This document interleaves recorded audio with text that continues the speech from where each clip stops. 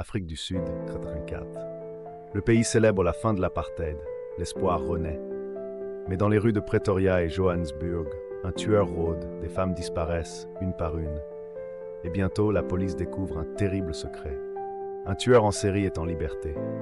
Son nom, Moses Sithole. Né en 1964 dans une famille pauvre de Vosloorus, Moses Sithole grandit dans la misère. Son père meurt quand il est enfant.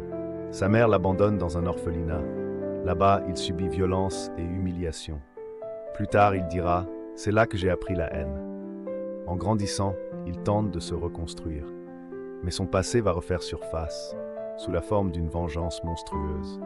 En 1993, des dizaines de femmes disparaissent près de Pretoria. Elles ont toutes le même profil, jeunes, sans emploi, vulnérables.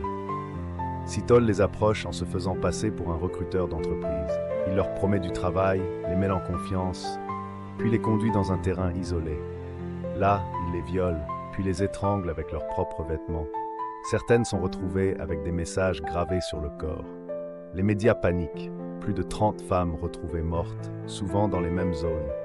La police sud-africaine parle désormais d'un seul homme. Un tueur méthodique, invisible. En octobre 1995, un appel anonyme change tout. Moses Sithole contacte un journaliste pour raconter son histoire. Sa voix est calme, presque fière. Mais la police réussit à le localiser. Après une courte poursuite, il est arrêté. Blessé par balle, il avoue tout.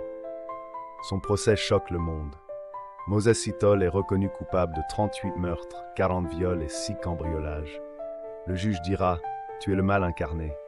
Il est condamné à 2410 ans de prison. Aujourd'hui encore, il purge sa peine à Pretoria, sans aucun signe de remords. Moses Sithole restera à jamais l'un des tueurs les plus effroyables d'Afrique. Un homme brisé devenu monstre, dans un pays qui venait à peine de